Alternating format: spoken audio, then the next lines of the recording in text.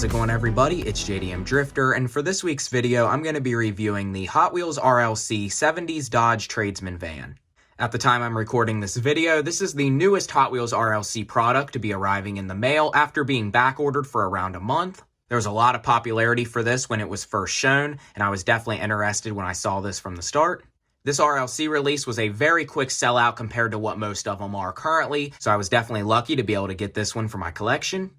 Also, this van was priced at $35 plus shipping. I'm guessing because this casting has a lot of metal with 4 opening doors, but I was very surprised to see that when most normal Hot Wheel RLC releases and the acrylic case are only $30. Similar deal with the Bronco I did a video on a couple weeks ago. It was also a $35 plus shipping release, even though it had really no special packaging or that many separate features. So it looks like it's now a common thing for new RLC releases with multiple opening features to now be $35, when I really think that's totally unnecessary. So before we open up this van, let's go and check out the outer box that this comes with. So we can see this is the normal white box with the black font. I think it would have been cooler if they did this with purple font like they do on a lot of RLC vehicles that have cool colors. But unfortunately for this release, it just is black and white. So you can see this kind of classic 70s Dodge Tradesman font there on this side, as well as the same thing here on the other side of the box, as well as on the end of the box. And of course, on the other end of the box, we have the Hot Wheels Redline Club logo and the Hot Wheels logo there in black on the top, and just all the typical licensing and everything on the bottom. So let's go ahead and open this up and let's see what this van looks like.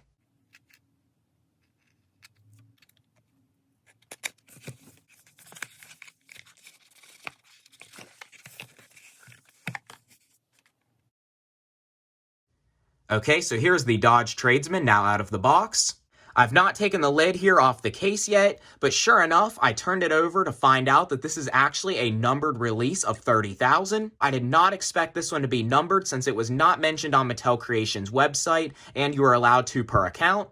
I did, though, think that this was a really quick sellout for being a release that wasn't numbered. Non-numbered RLC releases are usually 50,000 and up. But I'm surprised that this isn't actually like 35,000, or they maybe haven't raised the numbers yet to around 40, because for this release being allowed 2 per person here and its popularity, this definitely explains how it sold out in under 10 minutes. And I was lucky to get a pretty low number of 4,489 out of the 30,000 produced. So that was definitely a cool little surprise here to see on the bottom. This is actually a numbered release. I've noticed Hot Wheels has been putting a lot more effort and detail into the artwork for the case covers. I know the one on the VW Beetle looked really good, and this one here definitely looks really nice. Totally gets the theme of the van all over the box, and I really like how this looks. As you can see here, we got this pink and purple kind of circles with a black dot in the middle kind of over the entire box, with the classic 70s kind of looking Dodge Tradesman logo here on the front. We have a colored Hot Wheels logo there on the top. The Redline Club logo on this side says that this has Real Rider tires and is all metal. And the same Dodge Tradesman logo here on the other end. And as always, on the back of the box, we have all the details here about this custom van. So if you'd like to read that, you can go ahead and pause the screen. So let's go ahead and remove the cover here from the case and see what this looks like for the first time in person.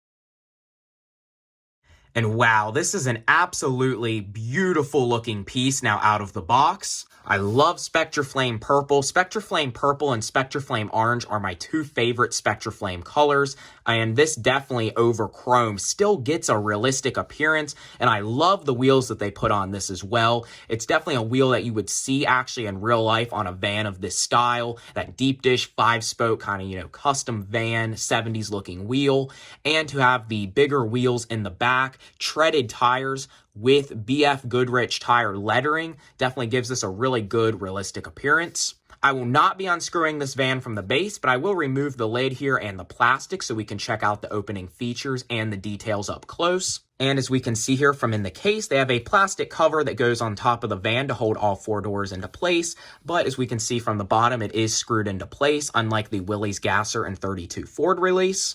The left-hand side has no opening doors, but we do have the opening doors in the back and on the right-hand side.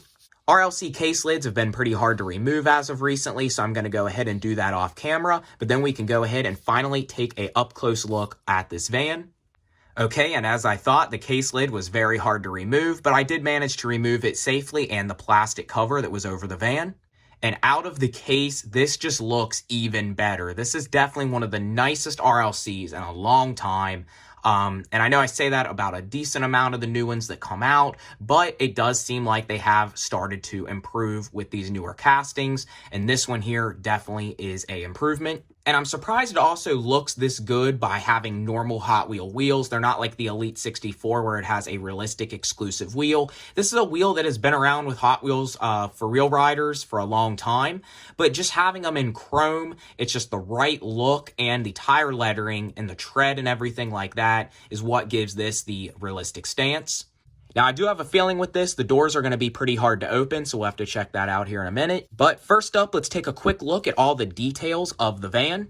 As we know, it has them nice chrome 5-spoke rims, as well as it appears we have a metallic silver painted metal base. It appears this metallic silver metal base makes the side pipes here, which are on both sides of the van, as well as it makes up the bumper here in the rear.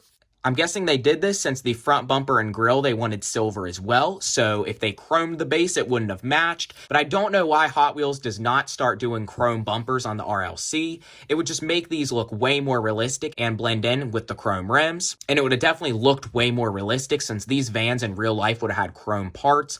For sure, chrome side pipes and bumpers from this era.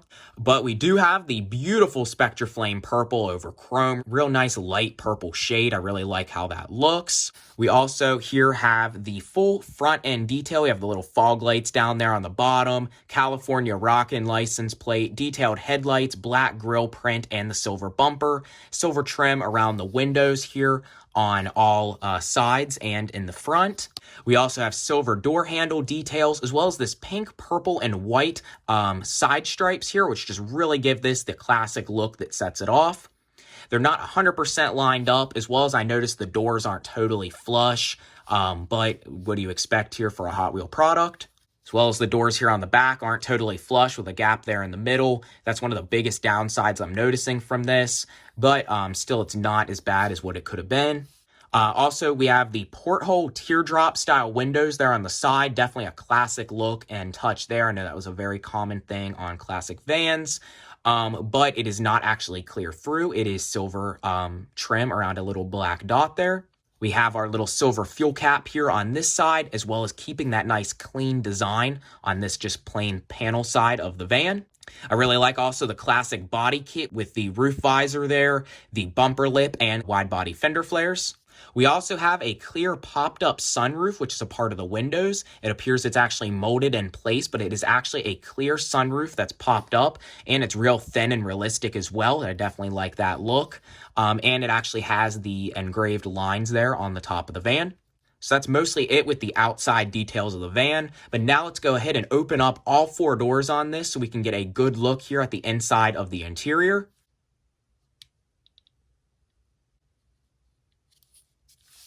So first up here are the side doors open. I actually had to kind of pry them open on the little bottom gap there.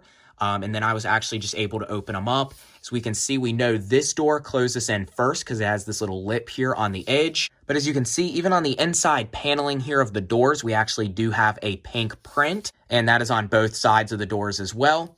And here is the interior of the van. It's a little hard to see since it's pretty dark inside of the van, but it does actually have a purple molded plastic interior with the shag carpeting kind of look. The seats and the little rug there in the middle are actually all painted.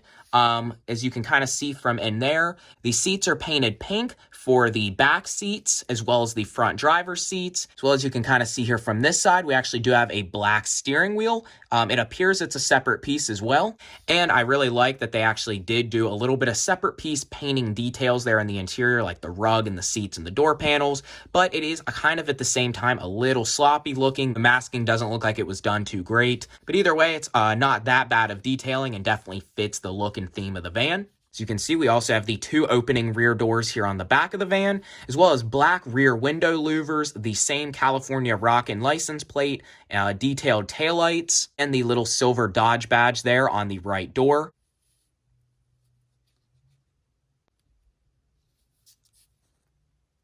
kind of hard to see in there, but I didn't actually realize this, that there are actually 2 curtains inside of the van, which are a part of the tinted clear windows. As well as we also have the pink paneling on both sides of the rear doors here, as well as also a pink painted bed here, actually sideways in the back of the van.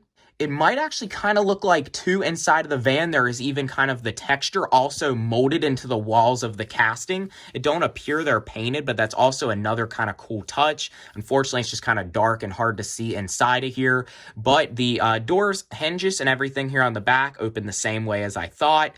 And all the hinges on this seem pretty firm. I bet they'd loosen up after you use them after a while.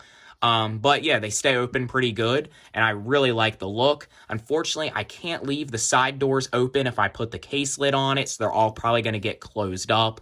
But it just looks really, really nice all opened up like this. And I guess I'll go ahead and leave them open here for the rest of the video and when I put it on the turntable. The only other diecast I brought out to kind of show for this video is the custom 77 Dodge van from Hot Wheels. This is kind of the closest thing they had done to a custom, 70s Dodge van like this. This one here is a 1977 and is the main line of the Super. This one here is kind of a crazy custom van. There's nitrous tanks in it, a fuel cell, 4 individual racing seats, and a full clear sunroof. This van's been overused a lot, but this is definitely a desirable Moon Eyes release of the van. And I collect these here and there when they're die-cast, but it's commonly been used in plastic as of recently. It also has, the rear opening door look there in the back, but the rest of the van is more of a panel van, and this is a different body style than the van here that was just released on the RLC. But overall, definitely what a beautiful RLC. This is a pretty cleanly done one. A few small things on it, but nothing that bad compared to some other previous things. And this is definitely a major, major improvement off some other RLCs I've seen, but we are sure paying the price to get this type of casting. So now I'm going to go ahead here and put this on the turntable, and that's going to be about it for this video.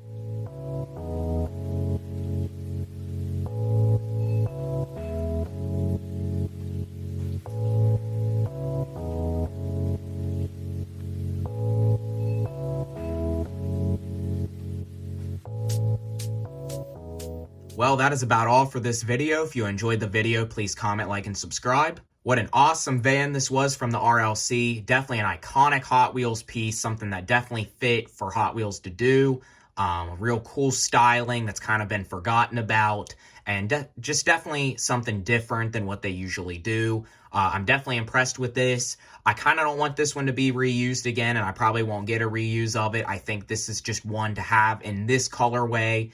It's totally classic, and I definitely like it. If you're not already, please follow my Instagram. It is itsjdmdrifter. I can put a link to that as well in the description. And I will also leave a link to my vintage toy restoration YouTube channel as well. And other than that, be on the lookout for more videos soon, and I will see you next time.